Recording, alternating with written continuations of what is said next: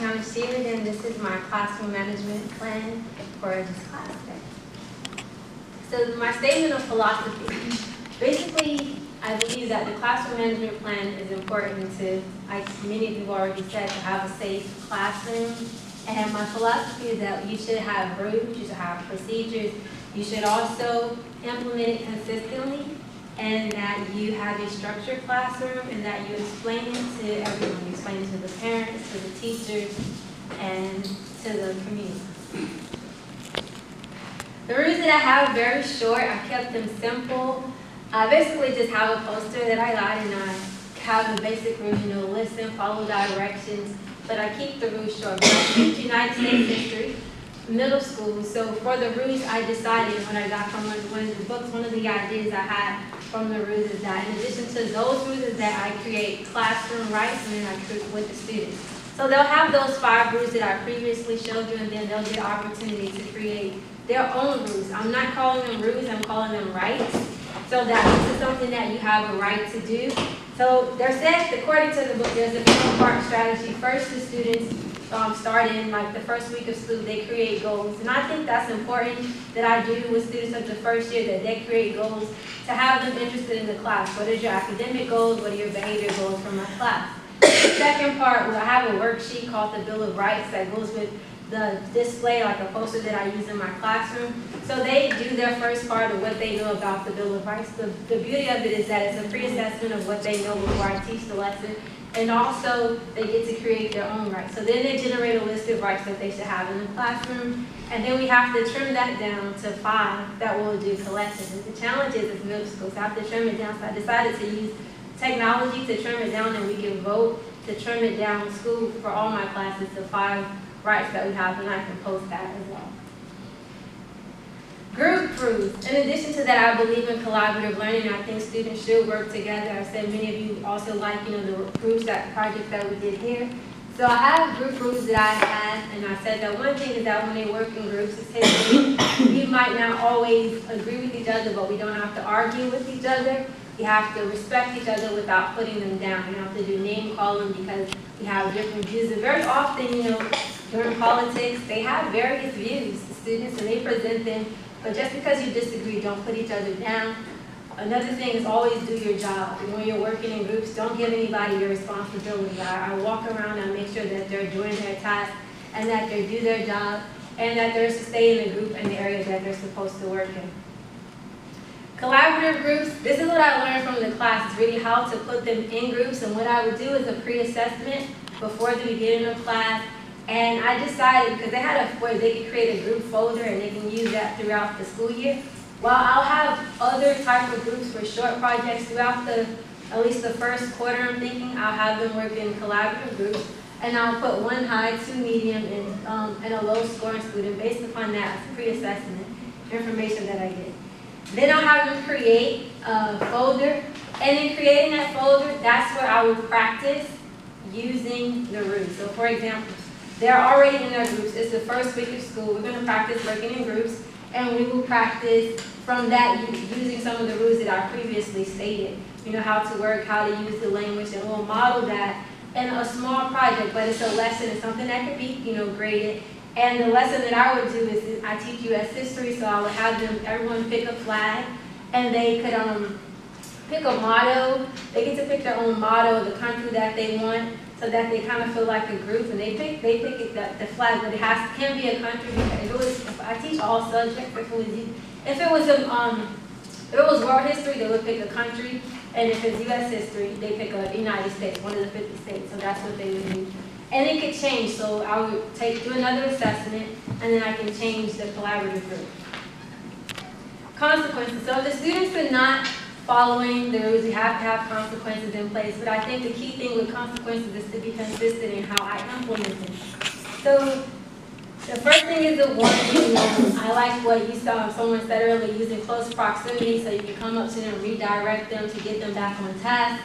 I can have them, I like to, when I set up my classroom, if I'm working in groups, or whether they're working individual, I have separate areas where students that are, for them to work, like that desk right there, for example, for them to work alone. So during that time out, that's just for the whole day, for the entire class period, you'll work alone. And that's if I have to, like if they're there and they're disruptive, then you'll be there for the whole week. And then there's a detention, and then there's a referral to the administration. I like to use rewards in my classroom. So what I see is that in Broward County, and I see in Dade County and other counties, that they do have character educations per month. Some of them vary. So I like to add that to my classroom by figuring out what they are. There's one per month, and it's more affordable for me by just printing out a certificate. And the students that using a software called Dojo, they select their points, and the students with the highest points for that month, all those students just receive a certificate. And they like that because they take it home to their parents. And one day I called a student and I had to call their parents, and they're like, oh, my daughter already mentioned me, because I guess they got an award for being, I think, attentive, because they're very attentive, they're always making eye contact. But that's how I teach them, to be attentive to me. And that sends the note home, because when they receive that certificate, and they're in middle school, some of them like, they're going to go for a part-time job, so some of those character traits they can also use. So I share that with them, and they actually look forward to it, and they like it, and it's more affordable for me to do. And I think character counts, and I like to add it into the lesson too by having the posters around the classroom, and I also like to add it to the lesson to use like when we're writing things. Praise.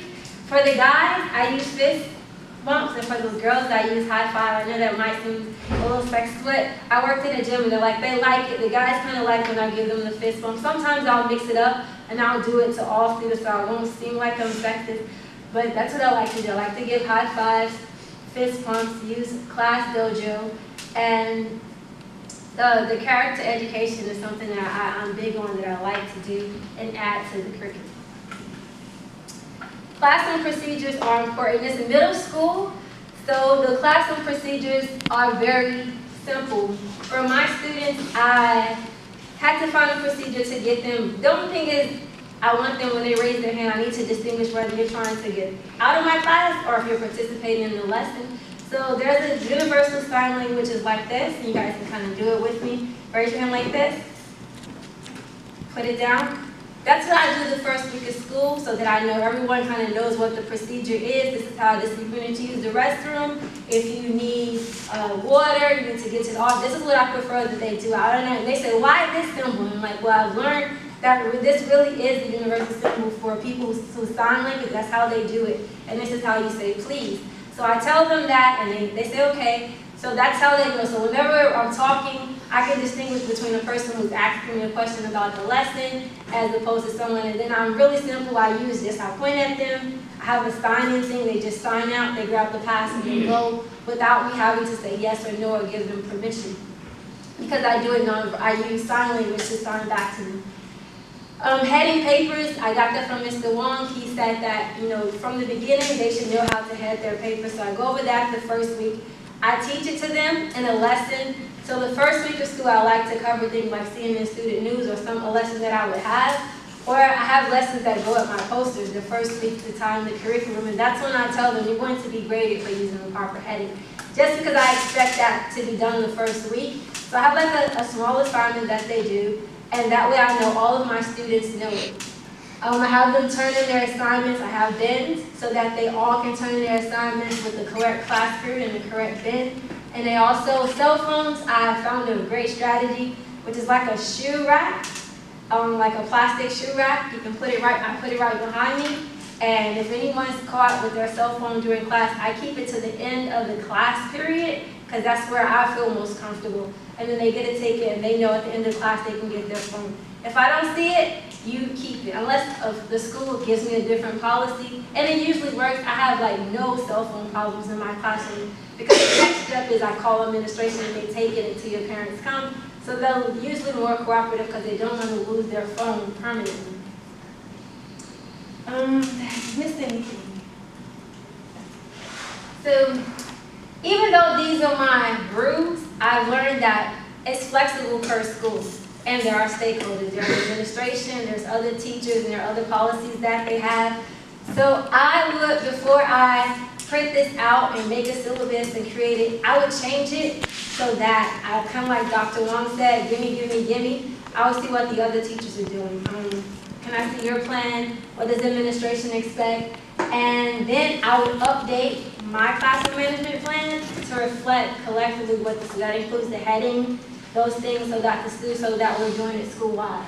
I would also, once I've updated the plan to work with the school that I'm in, I explain it to the parents at open house and the students as well. During open house, I'll give a PowerPoint presentation, really brief, and then I'll send a syllabus with what's expected. And that first week, I teach it to the students using the posters that I have in the classroom, a PowerPoint, and then with the syllabus. But it goes in with the lessons, like the group folders that they'll create, and then there's some other assignments that they'll do that first week of school, so that they practice group procedures and practice the classroom rules. For new students, that's why I think the syllabus is important for me to have. So if I have a new student that comes, I already have the syllabus, it has everything on it, welcome to my class, and then I can meet with them one-on-one and explain it to them and give it to their parents, or if their parents are there, I can let them know what's expected of them.